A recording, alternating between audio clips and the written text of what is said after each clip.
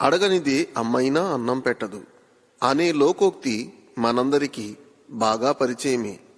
అయితే ఇక్కడ అడగక ముందే అక్కరలెరిగి అవసరాలు తీర్చిన ఆత్మీయుడా, ఎందరు ఉన్నా బంధువు నీవే, బంధాలను పెంచిన భాగ్యవంతుడా.